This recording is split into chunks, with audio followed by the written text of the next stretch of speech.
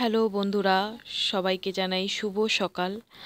আমি অনেক দিন পর আবার ভিডিও বানানো শুরু করেছি। আসলে মন মেজাজ এতটাই খারাপ ছিল যে ভিডিও বানাতে একদমই ইচ্ছে করছিল না। অনেক দিন পর নিজেকে একটা পজিশনে নিয়ে আসতে পেরেছি। তাই আমাদের বাড়ির পাশে একটা বটগাছে ঘুরতে এসেছি।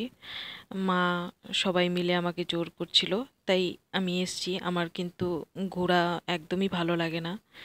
আসলে আমার মনের মানুষটাকে ছাড়া আমার কোথাও কখনোই যেতে ইচ্ছে হয় না, আর ভালো লাগে না।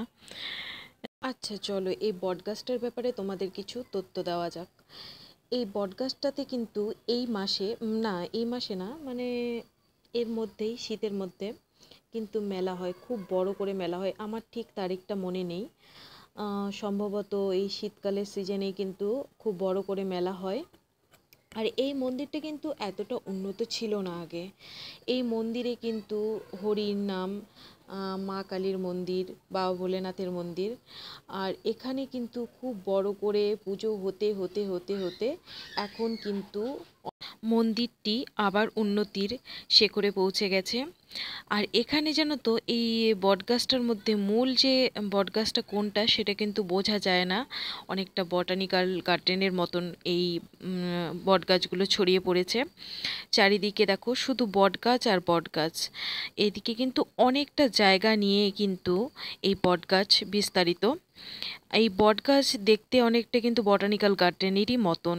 আর বটগাছের এই মূল শেকড়ের মধ্যেই রয়েছে ঠাকুরের মন্দির, এ মা কালীর মন্দির। আর একদিকে রয়েছে কৃষ্ণ ঠাকুরের মন্দির। যদিও কৃষ্ণ ঠাকুরের মন্দিরটিতে শুধু ঘট বসানো হয়েছে। আর কৃষ্ণ মন্দির কিন্তু তখনই হবে, কৃষ্ণ ঠাকুরের পুজো কিন্তু তখনই হবে যখন এখানে একটা মেলা হবে এই সিজনে। আমার ঠিক তারিখটা মনে নেই, কিন্তু খুবই বড় করে মেলা হয়। আর এখানে প্রচুর ভক্তবৃন্দ আসে যারা পুজো দেয় রাত জেগে। খুব ঘটা করে পুজো হয় এখানে। তাই আমরা সবাই চলে আসলাম একটু মন্দিরে ঘুরতে। যখন তোমাদের মন মেজাজ ভালো থাকবে না, দেখবে মন্দিরে যাবে, কিন্তু মন্দিরে গিয়ে দেখবে মন মেজাজ অনেকটাই হালকা হয়ে যায়, খুবই ভালো লাগে নিজেকে। তাই আমার মা বলছে যে মন মেজাজ যেহেতু ভালো নেই, চল গিয়ে একটু মন্দিরে ঘুরে আয়, দেখবি ভালো লাগবে। তাই আমি মন্দিরে আসলাম, দেখি ভগবান আমার মন মেজাজ কতটুকু ভালো করে।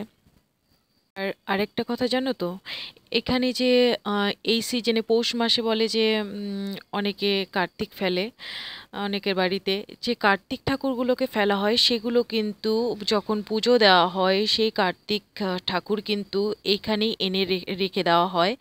আর কার্তিক ঠাকুরগুলোকে কিন্তু খুব একটা অযত্নেও রাখা হয় না। অনেকে কি করে যে পুজো হয়ে গেছে, জাস্ট আমি গিয়ে গাছের গোড়ায় রেখে দিয়ে আসি, কিন্তু এটা এখানে হয় না। আসলে এখানে চাদর দিয়ে খুব সুন্দরভাবে মুড়ি দিয়ে রেখে দেওয়া হয়, যেহেতু শীতের সিজন চলে এসেছে। আমাদের ঠান্ডা লাগে, ঠাকুরেরও তো ঠান্ডা লাগে, তাই না? আর এখানে যারা কৃষিকাজ করে তারা এখানে ধানের আটিও রেখে দিয়েছে। দেখো বটগাছটা কিন্তু দেখতে খুবই সুন্দর, তোমরা কিন্তু এই জায়গাটাতে আসতে পারো। এটা হলো ভোজেরহাটের পূর্বপাড়ায় এই বটগাছটা। এটা কিন্তু একটা বিশাল বটগাছ। আর ওই পাশে কিন্তু যখন এখান থেকে একটু বেরোনো হয়, তখন কিন্তু অনেক বিস্তারিত, অনেক বড় একটি মাঠ দেখা যায়। সেই মাঠের মধ্যে কিন্তু এখানে যে গ্রাম প্রতিবেশীরা আছে, সবাই কিন্তু এখানে চাষাবাদ করে।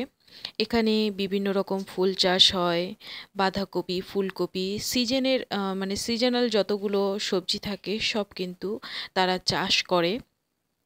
তাই আমরা ভাবলাম যে এখান থেকে একটু বেরিয়ে দেখা যাক মাঠের অবস্থাটা কি। কিন্তু এদিকে এখন দেখা যাচ্ছে যে সবাই ধান, ক্ষেত থেকে ধান কেটেছে সবেমাত্র। তাই এখনও যে সিজনের যে সবজিগুলো হয় সেগুলো এখনও রোপণ করা হয়নি। এগুলো সম্ভবত রোপণ কার্য চলছে। আম, একদিকে বাঁধাকপি, ফুলকপি চাষ হয়েছে। এগুলো এখনো বড় হয়নি। যখন এই শীতের সিজনটা ভরপুর, যে শীতের সিজনটা পড়ে যায়, তখন কিন্তু চারিদিকে মানে সবজি দিয়েই পুরো ভরা থাকে মাঠটা।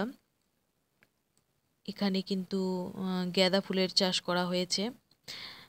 আর ওইদিকে চেরি ফুল থেকে শুরু করে গোলাপ ফুল, সব রকম ফুল কিন্তু চাষ করা হয়। লঙ্কা গাছ, তারপরে শসা, যত রকম সবজি হয় সব রকম চাষ করে। ধানের সিজনে শুধুমাত্র ধান হয়, আর ধান কাটা শেষ হয়ে গেলেই সবজির চাষ হয়। আর হ্যাঁ বন্ধুরা, একটা জিনিস তোমাদের বলি, যখন তোমাদের মন ভালো লাগবে না, দেখবে তোমরা কোথাও ঘুরে আসবে, তোমাদের খুবই ভালো লাগবে, আর তোমাদের মনটাও কিন্তু অনেকটা হালকা হয়ে যাবে। আর জীবনে কি আসে যায় বলো তো, আমরা আজ আছি কাল নেই, তাই অভিমান রাগ এসব করে আমাদের কিন্তু কোনো লাভ নেই।